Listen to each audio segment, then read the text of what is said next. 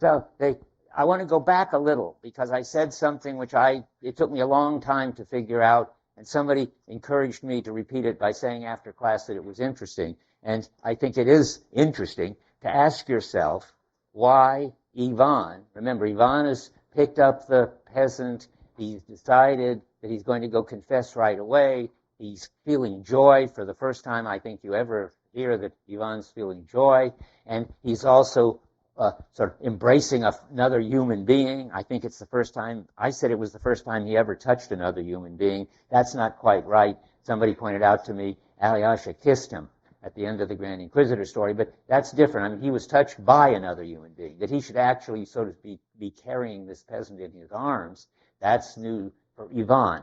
And it would be wonderful if he's now able to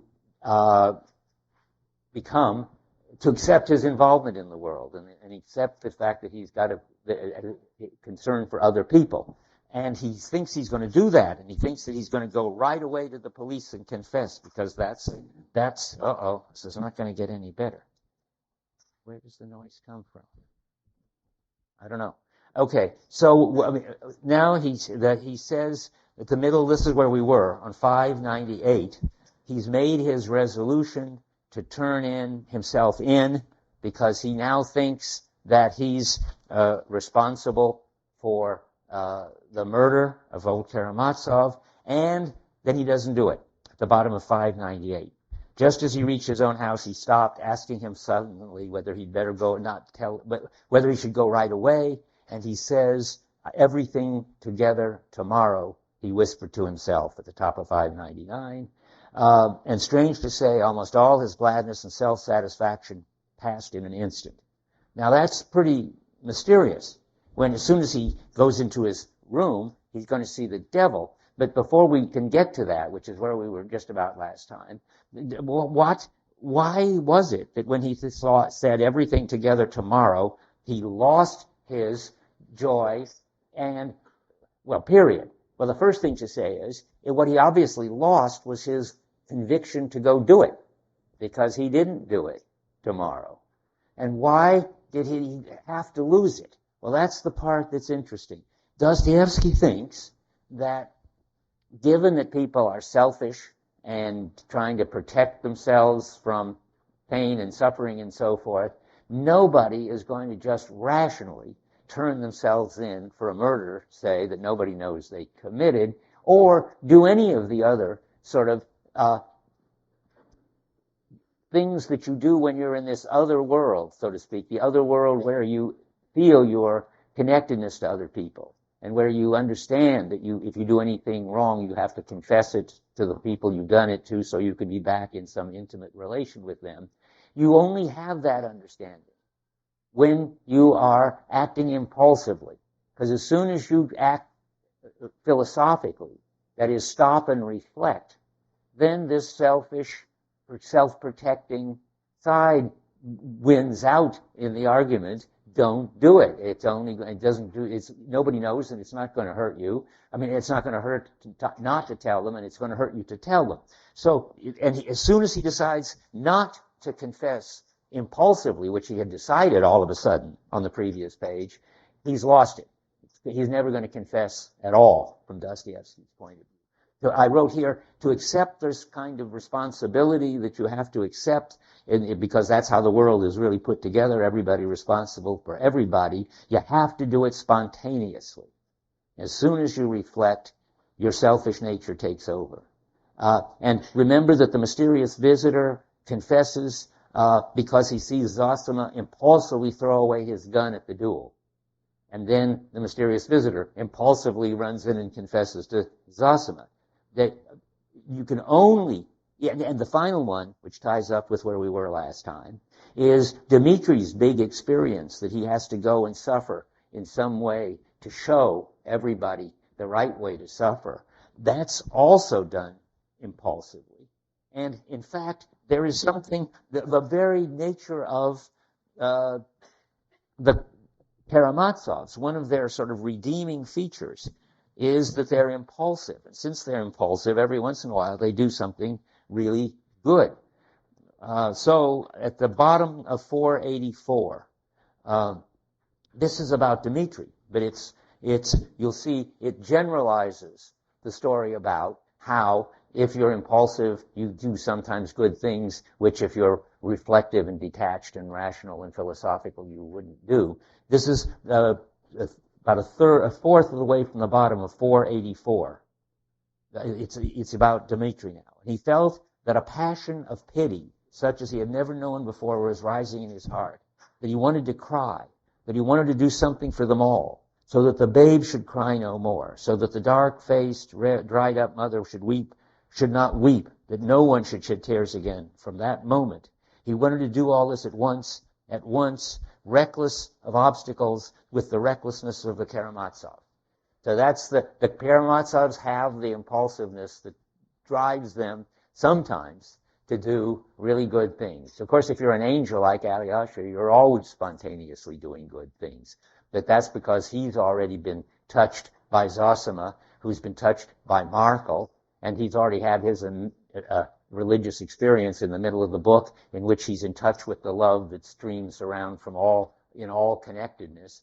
And so Alyosha doesn't ever reflect. He doesn't ever have to reflect. And he never doubts his spontaneous responses. Okay, now comes this funny and interesting part where as soon as Ivan decides that he's not going to confess, or that he's going to confess the next day, which we know now that I've explained it, I hope, that he means he's not going to confess, because once he thinks it over, he's not going to do it.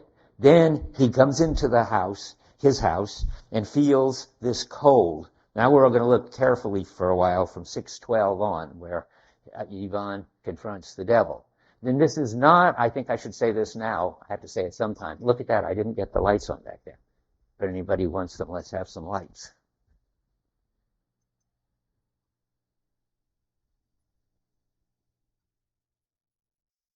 Not much. Anyway, he confronts the devil, which is not a demythologized, that is an existentialized devil. That's Rakitin. I mean, Rakitin is an example in real human terms of the kind of vanity and the desire to see the fall of the people who are better than you are, that is devilish. This is a different thing. This is a psychological story in which the devil plays a certain role in Ivan's psychic constitution, which tells you something about what it is to be Ivan and something about what it is to be a human self. So now we're going to find out on 612 starting. Where? Why?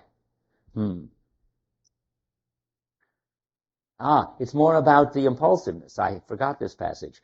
It's Ivan's devil, of course, and we'll hear more about it, but you know already, is really Ivan talking to himself. It's a hallucination. He even knows it's a hallucination. It's his dark side externalized and talking to him. And so the devil tells him the same thing about impulsiveness that I've been telling you about 12 lines down on 612. The devil says, "And I swear to you by all that's sacred, I long to join the choir and shout Hosanna with them all. The word had almost escaped me, had almost broken from my lips. You know how susceptible and impressionable I am. But common sense," that's like this rational reflection, "but common sense, a most unhappy trait in my character, kept me in bounds, and I let the moment pass." See, that's exactly that's just the transition to getting the devil. Ivan let the moment pass, the moment in which he was not being sensible, but being emotional and impulsive.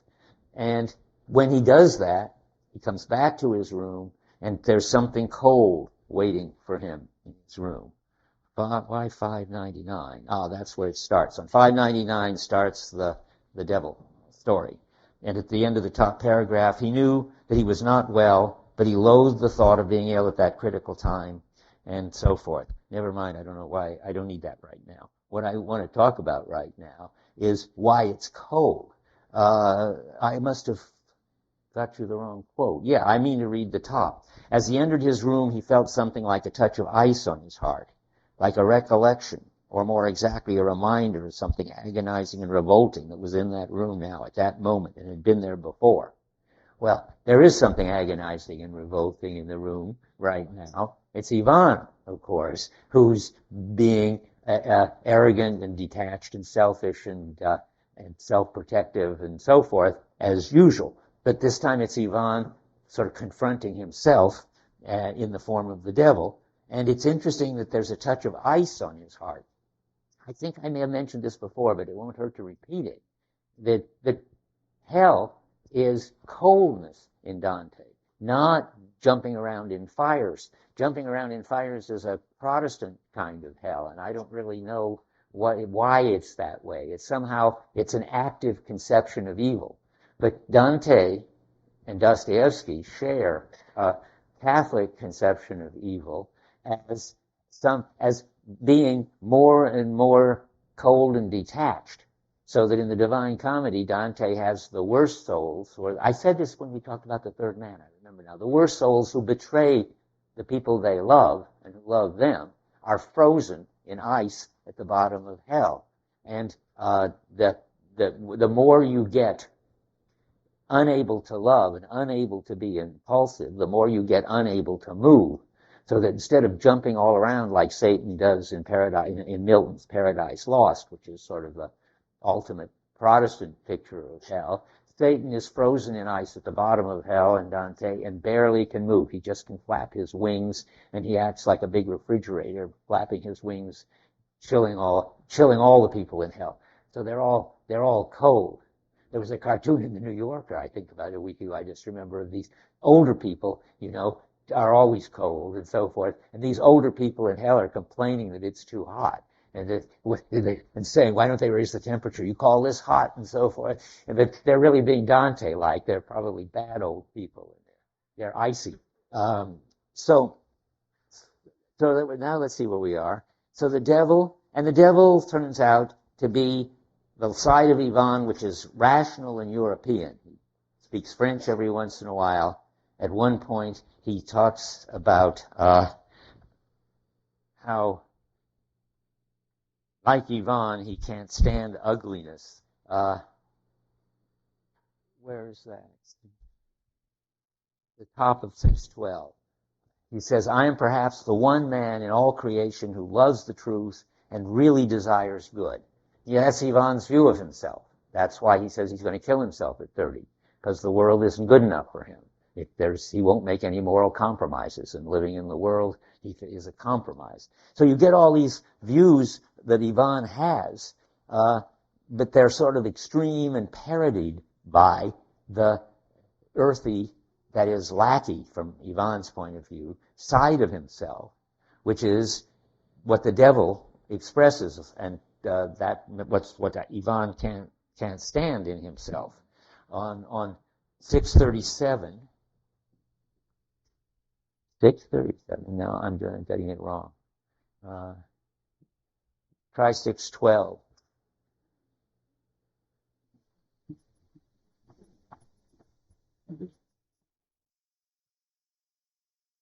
Yes, at the bottom.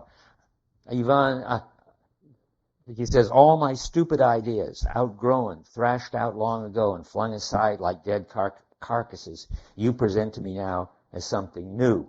So he knows that these are his own stupid old ideas, and he knows that that's the lackey, flunky side of him. He says at the top of 613. But he's also denying it. This gets complicated in a second. He says, no, I was never such a flunky. How then can my soul beget a flunky like you? Well, that's what he's trying to figure out, how he can be related to this unpleasant, stupid, sort of generally obnoxious devil. And he knows that the devil is a hallucination, but he has a very peculiar relation to the hallucination, which I'll tell you first, but first you have to see that he knows it, on 202 in the middle. He says, never for 1 minute have I taken you for reality, Ivan cried with a sort of fury. You're a lie, you're my illness, you're a phantom. And skipping a little, you are the incarnation of myself, but only one side of me, of my thoughts and feelings, but only the worst, most stupid. Keep in mind the self, keep in mind that for Ivan, there is the lofty side and the lackey side. And the lackey side is the sensual, selfish, dark side. And Ivan wants to deny that he's ever like that. He always thinks he's the lofty person. So now, there you see him resisting taking the devil to be real. What's much more interesting is that he wants the devil to be real. On page 609, this is really the crunch of Dostoevsky's analysis of what happens if you get the wrong relation of the self to the self. About 10 lines from the bottom, he says to the devil, "But I would like to believe in you," he added strangely. Now, this is a question for somebody here. Why does Ivan want to believe the devil is real? I mean, it's easy enough to see why he's resisting believing the devil is real. He doesn't want to go crazy. But why would he wish that the devil were real? And yeah. He doesn't want to believe it's him. Explain that. That's good. Well, because he looks like he has for the world, but at the same time, he comes to the devil. And so, to reject the world which we don't reject himself. Well, I'm not sure I understand you. Are you saying that he wants to reject the part of himself which he finds lackey-like? Right. And what? Well, no, I think that's not it. He sees it in the devil, all right, his lackey side. But if there is a devil that has his lackey impulses, why would I even like that? Yeah. Because you want the devil is real, then it's like objective. Okay. It's terrific. Perfectly put. Instead of objectified, though, a little better would be externalized. But that's what you're saying. He's externalizing, putting outside of himself, that lackey side of himself. He's always been denying it. He's a negative R2 person, remember. That is, he relates himself to himself by denying the dark side of himself. Well, now he's got a new way of denying it. Deny it by saying, well, the devil comes around and makes me do these slacky things, but it's not me. That's some other force that's causing me to do these lackey things. That's what he wants to say. So he wouldn't be responsible. He doesn't have to take responsibility for his lackey side. But, of course, there's a downside to that, obviously. He can only get that by going crazy. And he knows that, and this trade-off is what's worrying him. You just have this funny thing at the top of 605 where this is happening. They're talking about whether there's an axe in hell and whether people could... the more sadism, by the way. If anybody's left doubting that Ivan is sadistic, he's worrying about the idea that maybe it's so cold in hell that people who put their tongue on an axe will have will freeze their tongue immediately to the axe, and their tongue will come off. That's what he's now interested in. I mean, a pretty weird thing to be discussing for him. And then he says, "And can there be an axe there?" Ivan interrupted carelessly. He was exerting himself to the utmost not to believe in the delusion and not to sink into complete insanity. So there's the two directions. I mean, he wants the devil to be real. He knows that if he takes the devil to be real, he will be, so to speak, exonerated for all the bad things in him, but he'll be crazy, and he doesn't want to be crazy. So, and the devil is sort of playing on that. Now, where am I? So the devil, then, I'm trying to say, is not an existentialized version of some Christian sacrament or symbol. The devil is a real psychological manifestation of what happens if you push the sort of the R2, negative R2 relation of repudiating half yourself to the limit. So that would lead to madness. And what's saving him from madness? Well, as usual, when there's a devil around, who comes rushing in? The angel. Alyosha arrives at that point, just when he's beginning to go completely crazy, and saves him. Oh, boy. Don't understand. What do I do? If anybody, do I touch this? I don't think so. Very strange. Well, If anybody discovers what I do to make all that noise, please tell me. I'll try to stop. Okay, so there isn't any Satan, but it's giving Ivan a new insight into himself by putting him in this position of having to repudiate himself and so forth.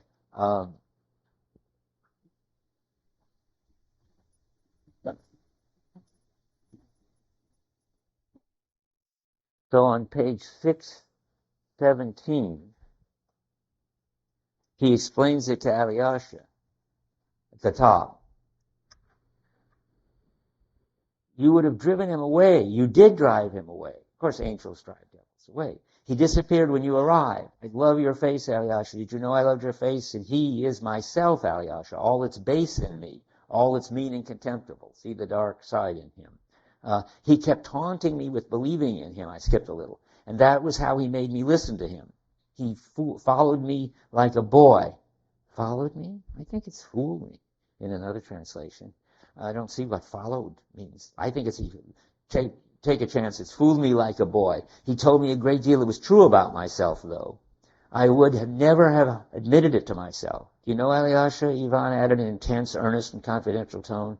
I would be awfully glad to think it was he and not me. And there's his point in so many words. And that's what the whole story going on there. Now, the little standing back, it's just as it's interesting, and I tried to do it the last time, think about what prayer means in the various stages of Christianity, from Markel to Zosima to Alyosha. So you could ask yourself, well, what do the devils mean in various stages? Well, the craziest view of the devil, I'm not sure these are stages. Maybe I should take that back. No, never mind stages. But there are 3 different views of the devil, and more and more sophisticated views of the devil. There's Father Ferapont's view of the devil, that there are these ugly creatures with big tails, and he goes around slamming the doors on their tails and letting them rot. That is, and there's a whole bunch of them. And there's Zosima's view of people who see devils. I couldn't find the quote, but I think somewhere it says that Zosima gives people medicine. They blame him for that he thinks that there are certain kinds of hallucinations, and I think the devil is one of them, that Zosima thinks you should give people medicine for. And I guess the most sophisticated view would be Dostoevsky's own view, that you existentialize the devil as Rakitin. And you say the devils are people who bring out the worst in other people and delight in their despair. And they're not real. I mean, they are real. They're not hallucinations. So that's really that's various views. Now that I say all of that, I don't think that's all that interesting, because it doesn't map onto the 3 stages. They're just, so you could forget that, what I just said, if you want. I don't think it's wrong. I just don't think it's deep. So let's go to something deeper. We're going to go now to where we were heading last time. It would have been nicer, as far as for symmetry of lectures go, to have had this last time, but time ran out. There's one shoe hasn't dropped, and that means that there's something important going on here that we haven't talked about, namely how Ivan is the wrong kind of crucifixion.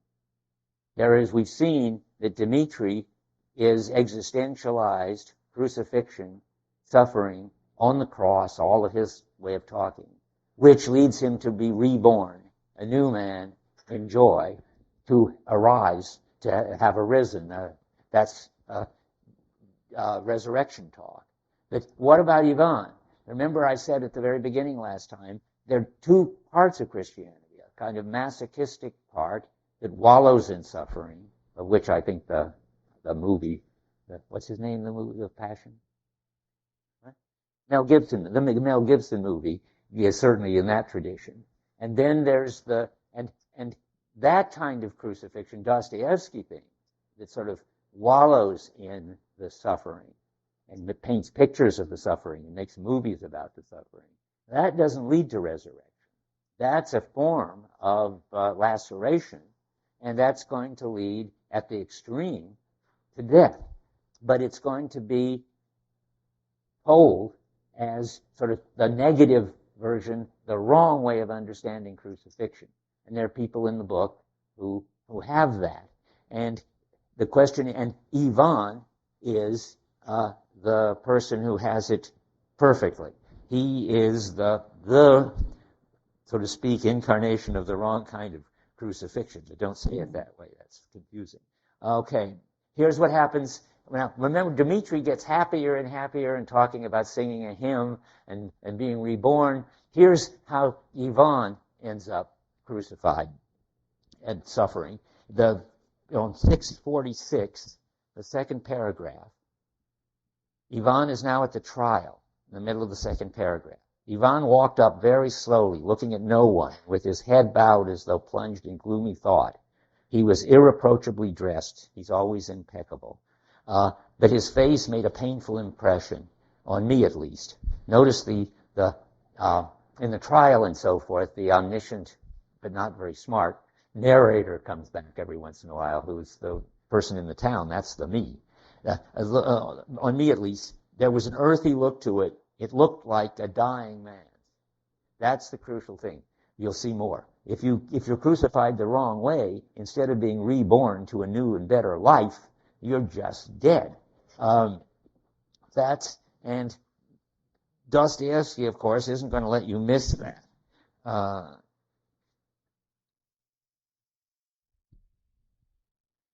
First, Ivan gets a chance to do what the devil told him he wanted to do, and what he said he wanted to do was to, so to speak, spit on the faces of all the people who are at the trial, who feel that they're good and that he's bad. He wants to show that he's the good one and they're the bad ones. And he says at the bottom of 647, they all desire the death of their fathers.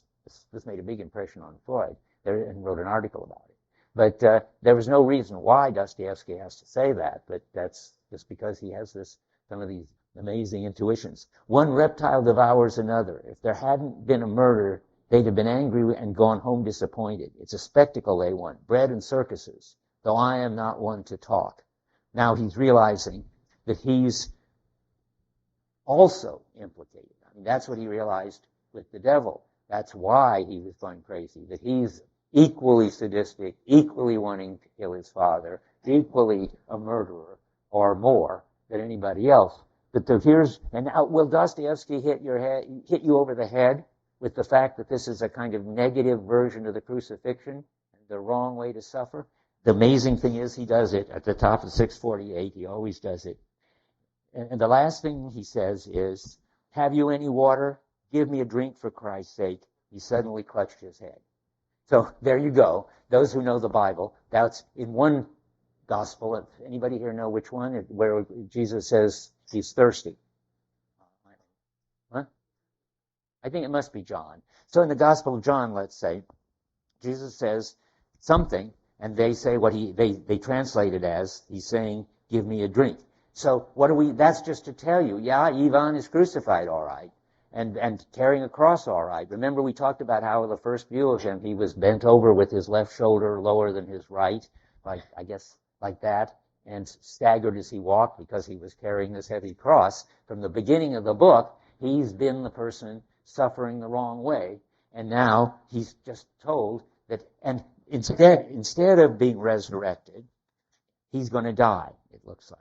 There, he had the look of a dying man. If you suffer the wrong way, you get crucified, all right, but you don't get resurrected.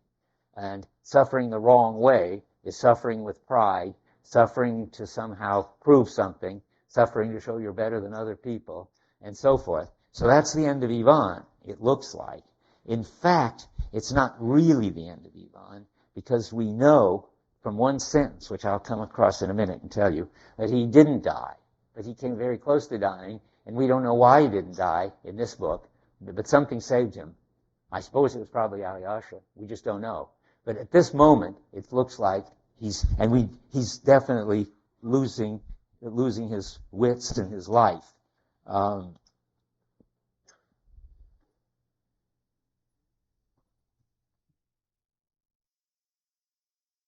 So Ivan sums up what's going on with Ivan in his prayer on 745. It's interesting that Dostoevsky is very clever there. He went, no, not 745, 619. He wants to sort of give him the final view on Ivan, right where I should be giving it now.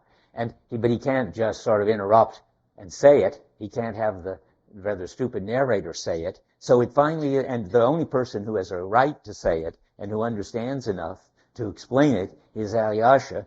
So he's going to explain what is happening with Ivan. I mean, I've sort of explained it my way, but I think it's important to see how Alyosha says it. The middle of 619. And it may be an explanation, and that's certainly what Dostoevsky wants us to understand. But boy, is it hard and obscure. I don't think I fully understand it, even now, after years of help and trying. So if anybody understands it better, get ready to help. We're in the middle of 619. This is his prayer. Or this is what Alyosha thinks. Alyosha took a pillow and lay down on the sofa without undressing. As he fell asleep, he prayed for Dmitri and Ivan, and he began to understand Ivan's illness. Now, we're going to understand Ivan's illness. The agony of proud determination, conscience. Now, that's his illness. The agony of proud determination, conscience. That's what I've been calling, and Dostoevsky is calling pride. Now, God in whom Ivan disbelieved and his truth were gaining mastery over his heart, which still refused to submit. Well, let's start with that. What does that mean? That is tough. Anybody know? Well, let's start. What is God? God, remember in Dostoevsky, don't have your stock responses to God being the supreme being. God is the connectedness of everything that Alyosha experiences. And God is winning out with Ivan. How is God winning out with Ivan? Has Ivan understood the connectedness of things? Yes, in a way. That's what's getting at him. He discovers that he's implicated in the murder. Just how he's implicated in the murder, we haven't got to yet, but I'm afraid I'll get to today. How many know how Ivan is implicated in the murder already? Oh, good. More, I hope. Well, anyway, okay. But I have to tell you, Ivan is very implicated in the murder, and that means that he's implicated in a way which is very interesting. It's his disconnectedness and detachment which has implicated him and attached him to the murder. It's such a brilliant plot. But in any case, so in that way, sort of connectedness is winning out over him. Yes, the thought floated through Alyosha's mind. Yes, if Smerzhikov is dead, no one will believe Ivan's evidence. I wonder if I should read this later. I think I have to. We have to wait till Smerzhikov is dead. And well, I can tell you that. Can I tell you anything? Not really. Okay, I think that's a mistake for me to try to put that there. I'm going to take it out of the lecture right now because I'll talk about it, but later. So there's a prayer. I have written more here, a way of meditating on Ivan's condition with compassion so that he can understand it clearly and help the connectedness get to Ivan. So what would it mean that that God is gaining control? Well, it would mean that Ivan is in the world and he's responsible for the evil in the world, whether he likes it or not. And that responsibility is getting through to him by way of his implication in his father's murder. And but Ivan is still resisting this kind of interdependence. And never mind about Smerzhikov confessing. I can read the rest of it anyway. Alyosha thinks, God will conquer, he thought. This is the hardest part. Ivan will either rise up in the light of truth. That would mean that he would recognize the connectedness and be reborn, arisen, like Dmitri. Or he'll perish in hate, revenging on himself and on everyone his having served a cause he does not believe in. That means he never accepts the relatedness, but he pretends to accept the relatedness in order to look good, because he knows that, and now we're going to have to find out more about the plot, knows things about what really happened in the murder. And so something like this, Ivan either has to accept the fundamental truth that all creatures are interrelated with it, that's God, and admit his involvement. And now comes the very obscure part, or else he'll destroy everything in himself and everyone else who questions his self-sufficiency, his purity, and his perfection, and which reminds him in any way of his complicity in the suffering of the world. So he is involved. He knows he's an accomplice, but he's got this struggle that he might, and that's what the devil, he might go mad and die as the one way not to accept God, not to accept his relatedness. And it just left open here. So Alyosha's praying for Ivan. That is, he's praying to understand Ivan so that he can help Ivan and keep him from perishing in hate. And somehow he does understand him and help him, but there's nothing in this book that tells us he's done after the confession. I don't think after the trial, we don't ever hear anything more about him, do we? I don't remember that we do. He's as good as dead. Yeah. Having shown the causes of infection on his personal or having the connectedness. That he was, tightly interconnected, even though he doesn't believe in interconnection. Yeah, that's the plot is so well worked out to show this peculiar thing that Ivan is connected by way of being disconnected. But that's what we have to see now. Now we're going to go to Ivan's, that was a good stopping point for a minute. So anybody want to say anything about any of this? It's sort of hard, but it's not impossible. Yeah. Like, they're like not connected in any, indirectly connected in the murder story, so it's directly connected with God. That's why he's all messed up, right? Because he wants to deny the connectedness. He wants to be autonomous and self-sufficient. And in showing that he's autonomous and self-sufficient, it turns out that's just exactly how he got involved.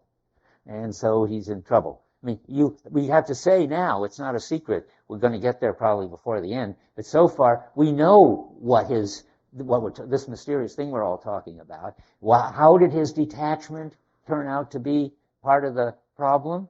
Well, he made a deal with Smershikov to leave town so that Smershikov could sham a fit so that Dmitri could run in and kill Karamazov.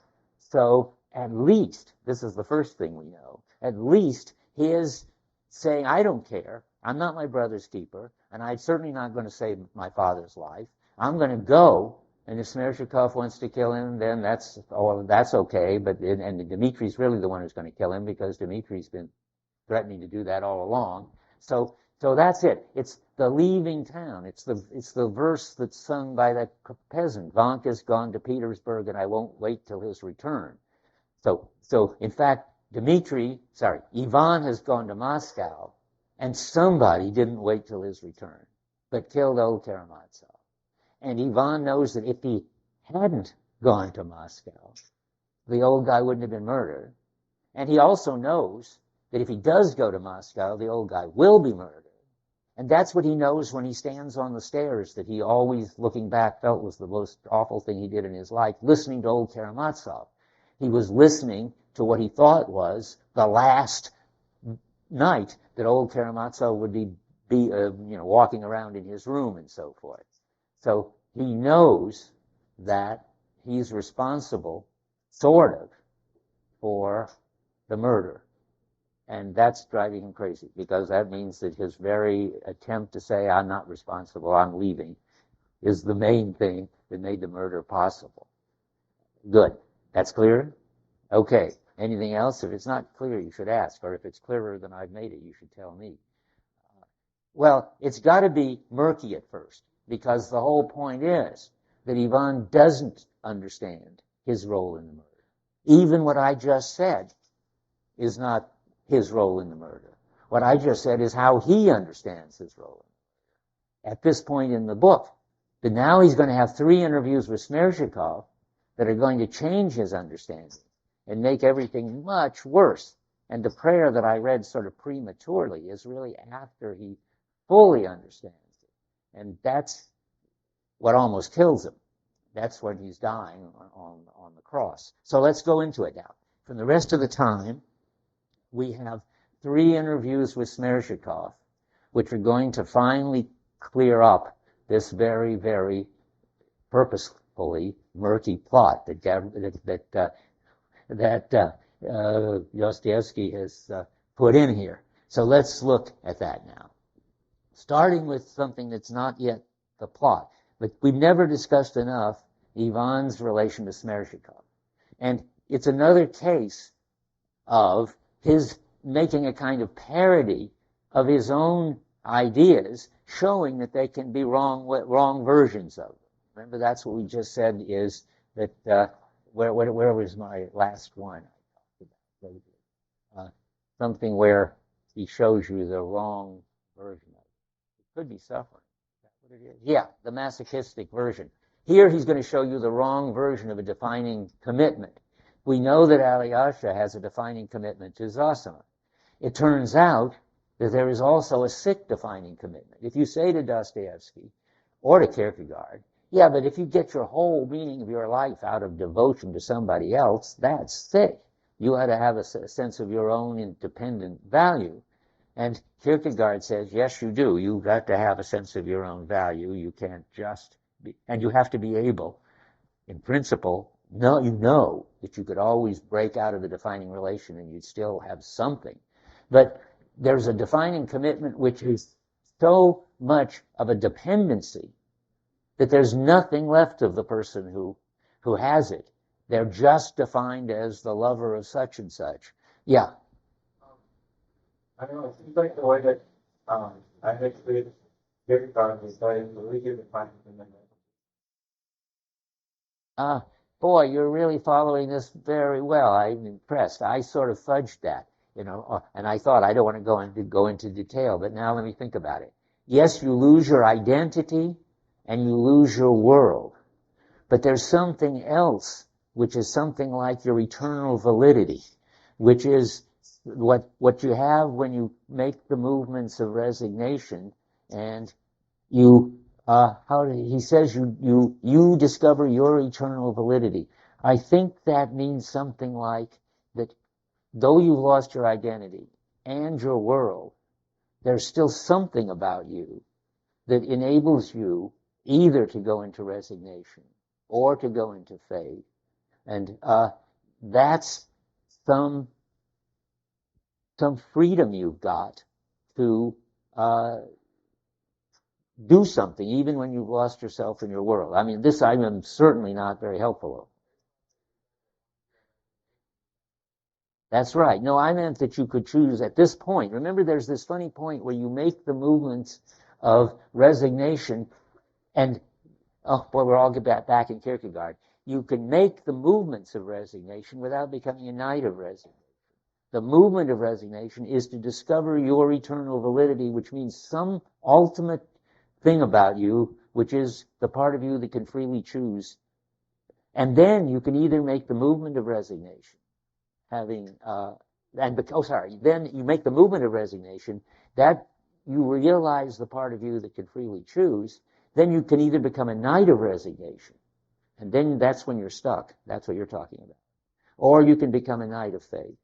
Or you can go back to lower immediacy and become like a butterfly caterpillar. So you have this minimal kind of, not your identity, not your world, but your ability to choose which kind of life you're going to lead in Kierkegaard. And that's compatible with your whole world going crash, because there's still you there experiencing grief when your whole world and identity crashes. That's the you that has this eternal validity. Does that help any? Okay, good. You don't seem too convinced, but I don't blame you. It's not too convinced. But there's a right question. Okay, I left myself open for that one. And but now we're back in Dostoevsky, and in Dostoevsky, we're going to see a character who has no eternal validity, to talk Kierkegaard jargon, no self, and gets all of the meaning of his life by his total sort of parasitical dependence and devotion on somebody else. And you know who that is, I presume. It's just, who's that? Somebody said it. Merzhikov. I think somebody said that. Did somebody say that, or did I just hallucinate it? You said it. Okay. Anyway, it's Merzhikov who is plugged into Ivan and gets everything from Ivan. His motivations, his philosophy, his understanding of what people can and should do, everything. But we have to work that out in detail. It's brilliant in Dostoevsky. It's very, very important to Dostoevsky wants somehow to, I don't know if I'm ready to say this yet.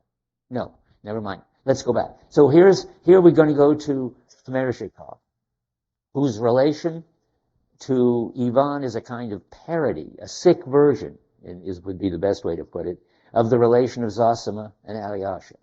Alyosha gets the whole meaning of his life from Zosima, but not the kind of total parasitical way that Merzhikov gets the whole meaning of his life from Ivan. So let's start on 573. All these interviews are so interesting, and you've got to go through them slow because everything in here is important. On 573, he says about 2/3 down, "Why should I play with you?" Merzhikov says to Ivan, "when I put my whole trust in you as in God Almighty," which is to say, you are my totally defining person. And he says it again,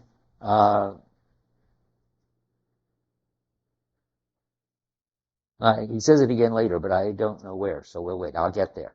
So everything about him he gets from Ivan. Dmitri talks of him as if he had no sort of self and no life of his own. Remember, he has no self of his own. That is, ever since Gregory said that he has no self, he's not a person, he grew from the mildew in the bathhouse, we discover that he has no side. Remember, he has no dark side and no bright side. He has no divided self at all. The last moment he had any divided self was when he was hanging the cats. I noticed something new, by the way.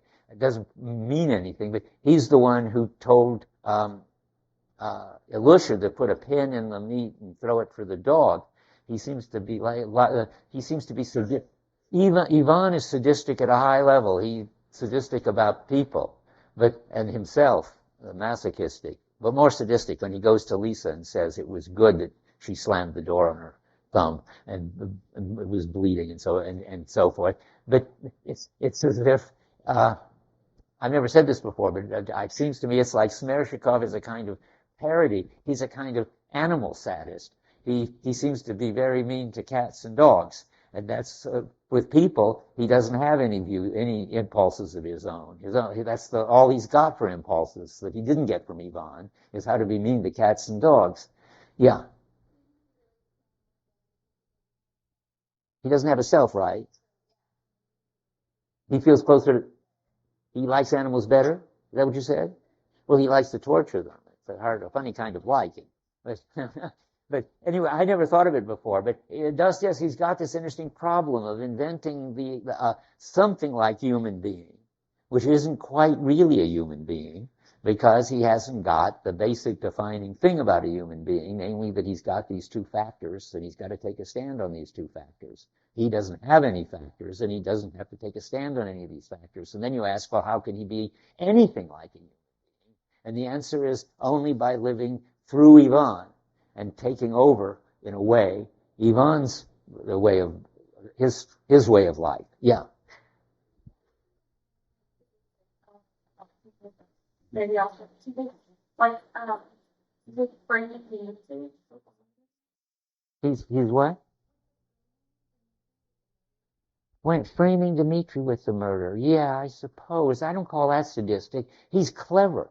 I mean, that's another feature he's got. He didn't get clever from Ivan, though he uses his cleverness to imitate Ivan. That's just cleverness, I think, that he's protecting himself. What he really wants to do is commit a murder and then go to France and live off the money, or go. Remember, that was his plan. That's all just cleverness. Yeah. But yeah, the very top kind of analysis, they did that anything to do it with his mom or his grandparent, but he thought of his sort of Well, not really. I don't think she's ever described that way. She's a holy fool. I mean, you don't get much of it in the book, but apparently people took these people who were insane and couldn't take care of themselves and weren't selfish and weren't possessive and were sort of street person, really, and took them and took care of them and thought of them as sort of saintly. So I don't think she's like an animal. That's just a direction that doesn't work, I think. Did I see another hand? Yeah. Well, the murder, if you think of this black 20 or 30 years, there's found a common trend that a lot of the murders animal children. So I thought, even when I read that first novel, that you could murder.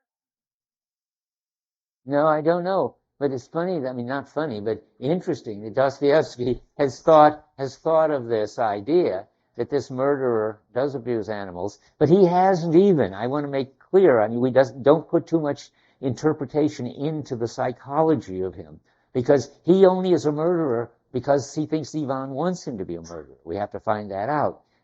He hasn't got any motivations of his own, except the only two motivations of his own we know is that he puts a pin in the meat for the dog and he kills and does ceremonies over cats.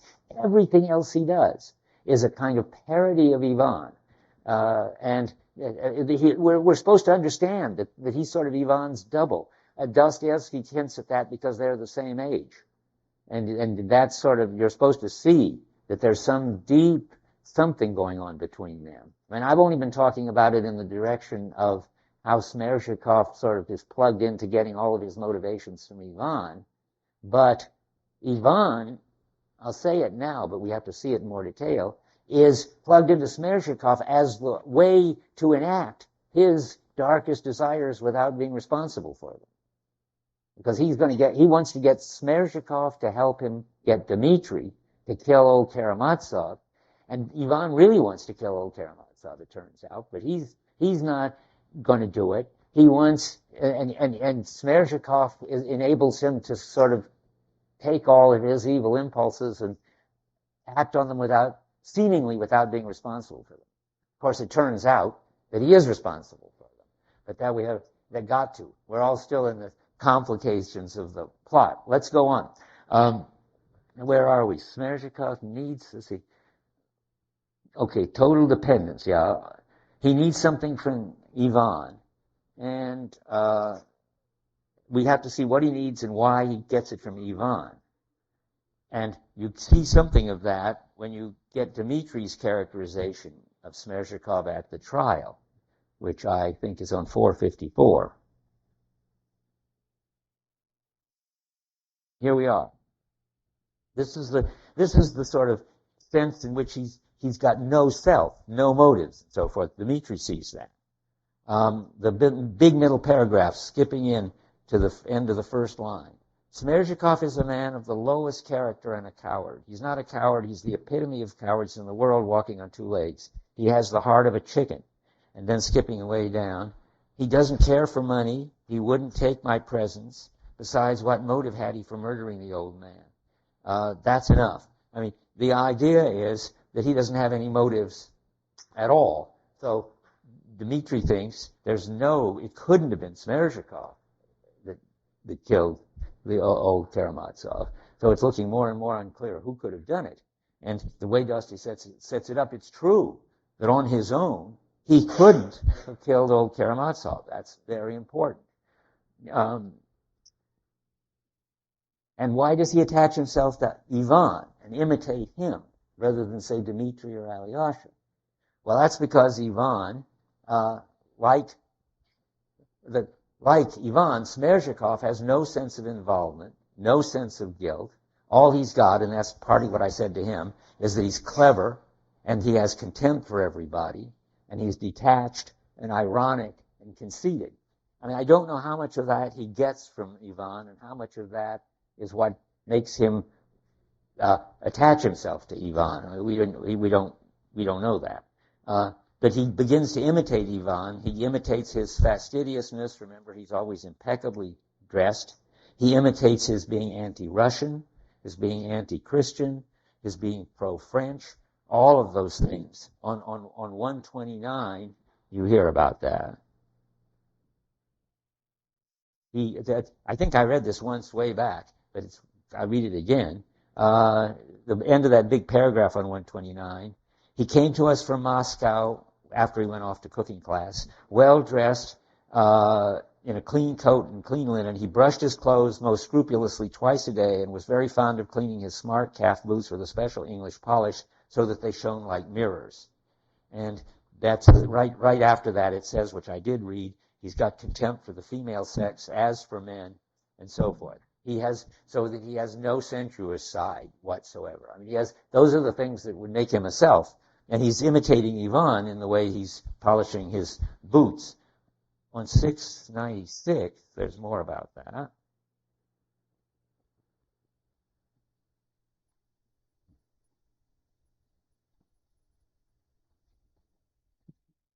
And sort of a little below the middle. But this is his view of Russia. Of course, people who don't like Russia are really bad guys for Dostoevsky. And he, like Ivan, doesn't like Russia. This one is about Smerdyakov. He cursed and jeered at Russia. He dreamed of going to France and becoming a Frenchman.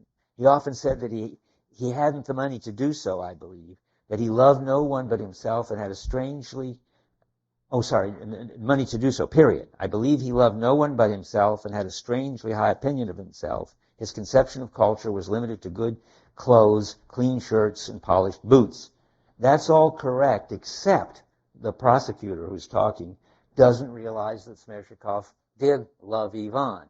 He says he calls it love at one point. We'll see. I mean, that means he just is totally attached to him, gets all the meaning of his life from him. But he has no motive of his own for killing old Karamazov. Let me see where I am.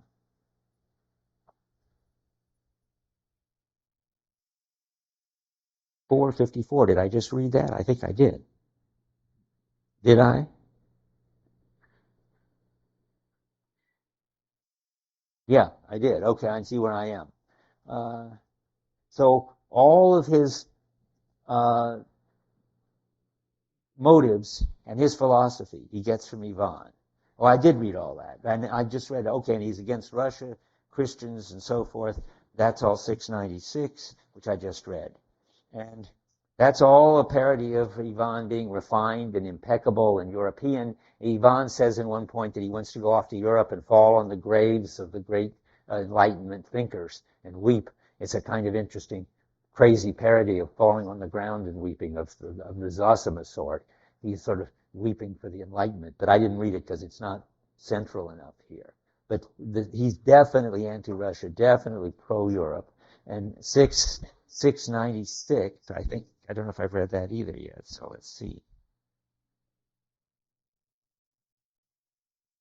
Yeah, that's what, now I know where I am. That's where I just read it. That's the prosecutors talking.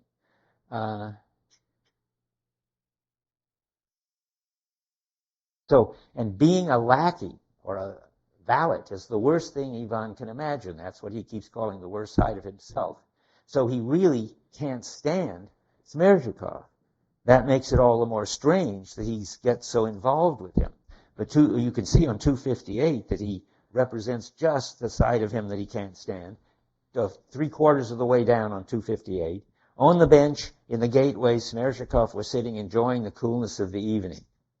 And at first glance at him, Ivan knew that it was Smerdyakov who was on his mind and that it was this man that he loathed. Well, that's just to say, of course, that Smerdyakov is the lackey side of Ivan. He doesn't have a lackey side because he doesn't have sides in himself, but he is like the side of Ivan that Ivan doesn't want to be. And so he hates him. He would, yet, and this is where Dostoevsky starts doing weird things, he senses that there's some kind of connection between them, which there is. Smerdyakov is a kind of parody of him and devoted to him. But also Smerdyakov is trying to involve him in something.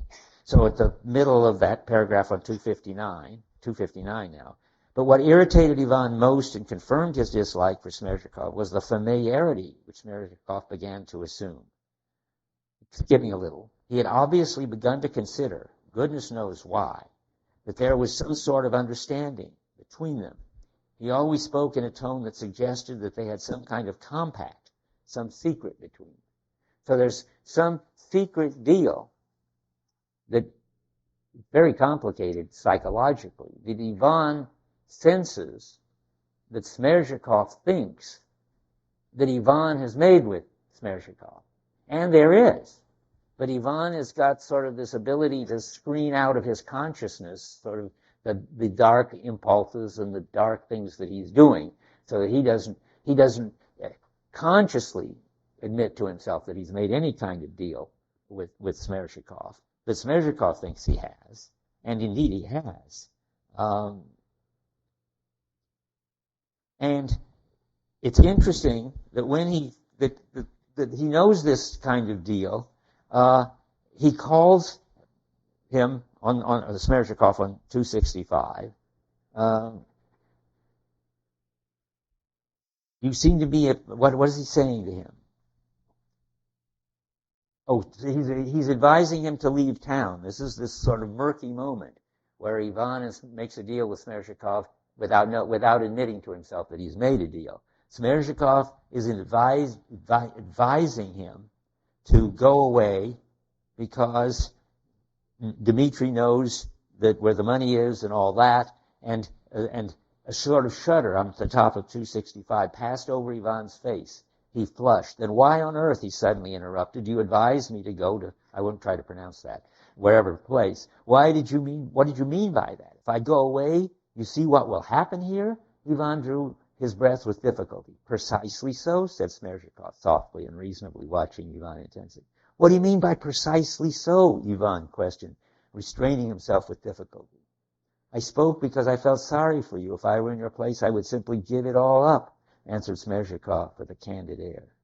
And then Ivan unconsciously understands what he's proposing. And he says, you seem to be a perfect idiot and, what's more, an awful scoundrel. Ivan got up suddenly from the bench and he was about to leave, but then just as he looked like he was going to hit Smerdyakov. He has this complicated relation to him. And then he says, I'm going to Moscow tomorrow, if you care to know, early tomorrow morning. That's all, he suddenly said aloud. And he wondered afterward what need there had been to say this to Smerdyakov. Okay, so there's the compact, the secret deal that they made, which is, remember, Ivan deciding to wash his hands of it all and to let Dmitri kill Karamazov. And what's neat, and it's typical Dostoevsky, when he calls Smerdyakov a scoundrel in 265, remember what he says when he's on the train, going to Moscow, having listened to old Karamazov on the steps in the meantime. He's now on the train, and he says to himself, in the middle of 271, the train flew on, and only at daybreak, when he was approaching Moscow, did he suddenly rouse himself from his meditation.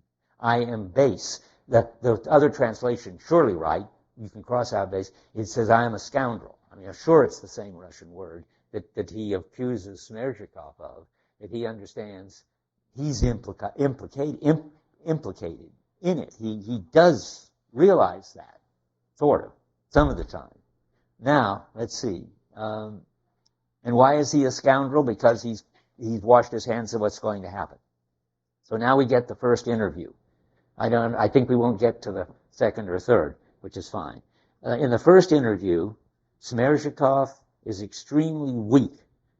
And now you're supposed to be able to figure out after what I've said why. Because Dostoevsky never tells you why he's weak. But you're supposed to know why. So I'll ask you as soon as I read the part. At the bottom of 572, from the first glance, Ivan had no doubt that Smerdyakov was very ill. He was weak. He spoke slowly, moving his tongue with difficulty. He was much thinner and more sallow. Now, What happened to Smerdyakov? Why is he sick? Why is he weak? How many have read the 3 interviews already? Okay. You notice in the first interview, Smerdyakov is very weak. In the second interview, he's full of pep. In the third interview, he's even weaker. What's going on? You're supposed to see it because Dostoevsky never tells you. Well, what's going on is, nobody's going to tell me. Yeah. So, it's not Ivan's going to impulse to No, I don't think so. But I see you're trying. I think you have to understand, and it's sort of subtle and hard to see. You got a hand up? Yeah. Here's the section. No, well, no, not really. I have to tell you. I mean, you just have to sort of make it up. What's happened is Smerdyakov has done something. Old Karamazov is dead. Ivan ought to be there congratulating him on his part in it, whatever it was, and Ivan has been avoiding Smerdyakov.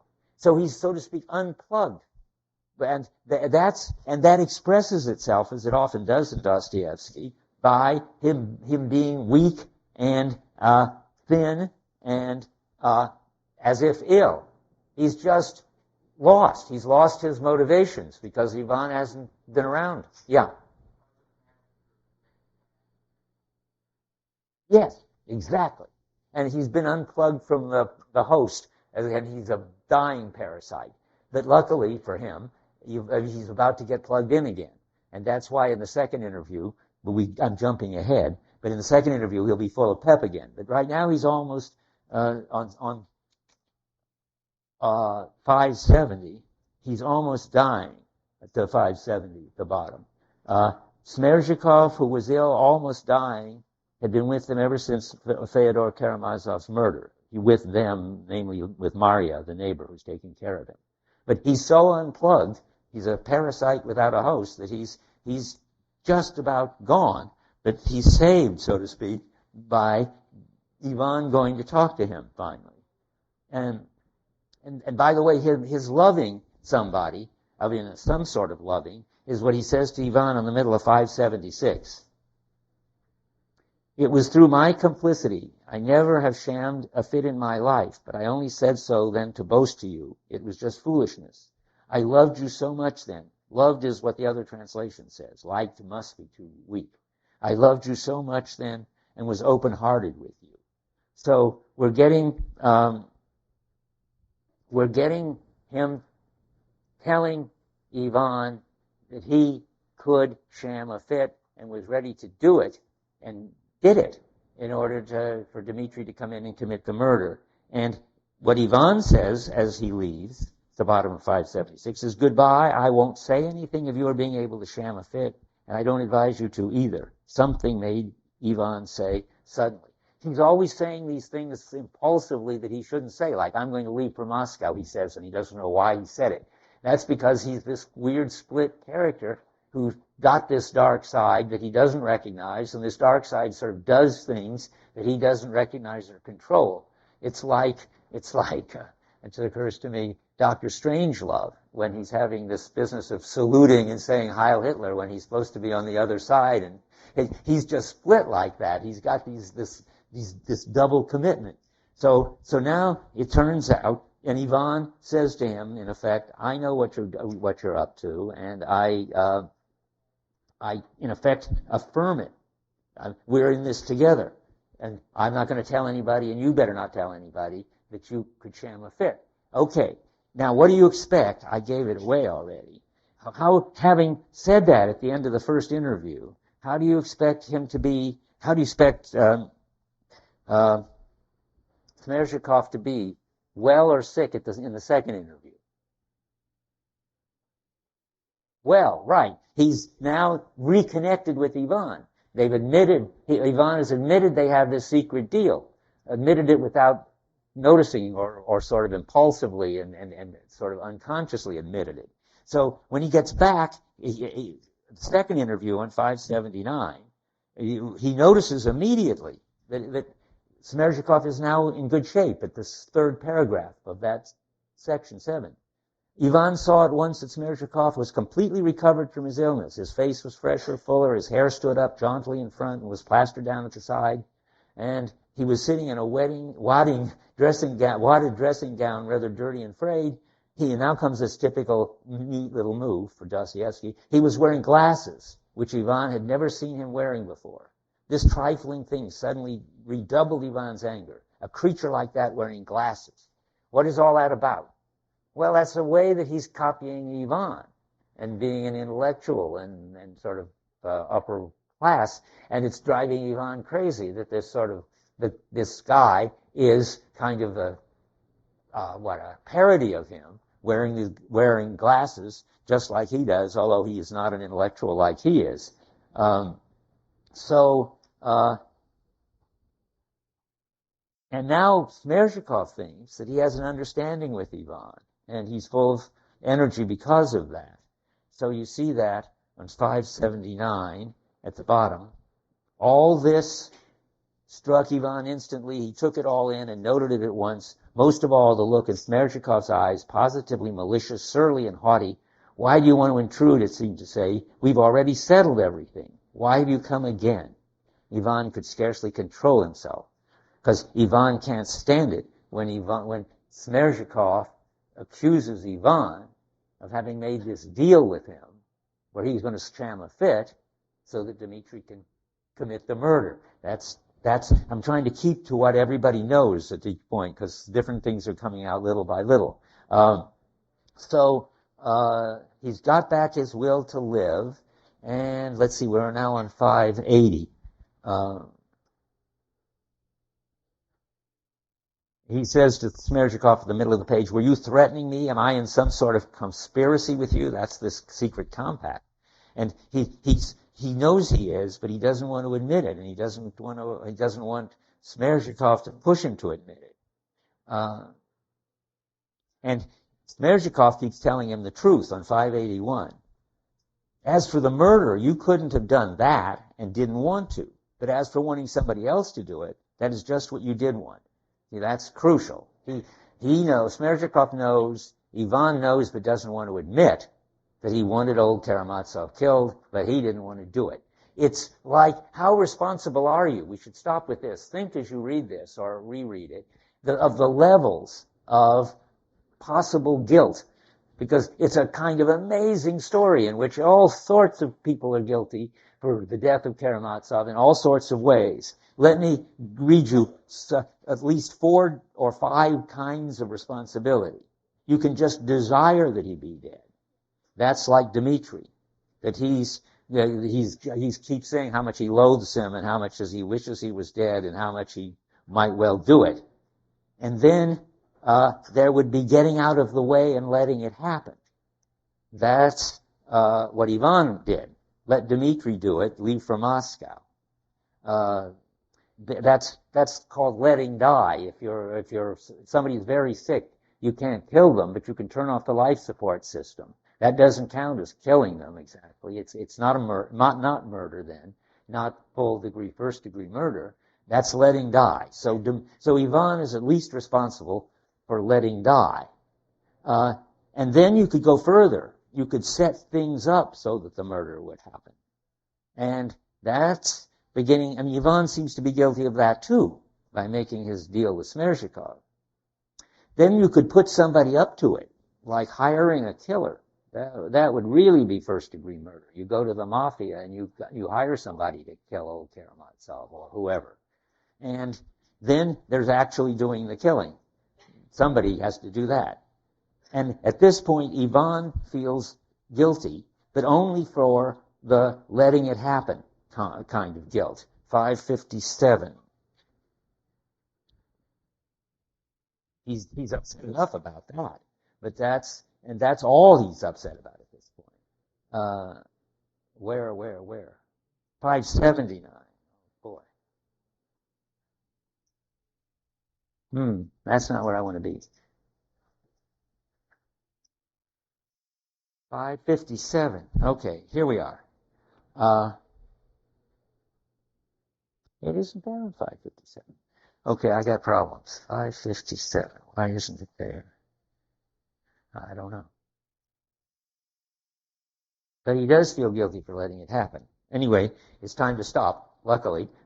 I'll start there with the right quote. And now we're ready for the second interview, which we're going to go on and do, and the third interview next time. And try to finish. I really haven't quite given it away yet.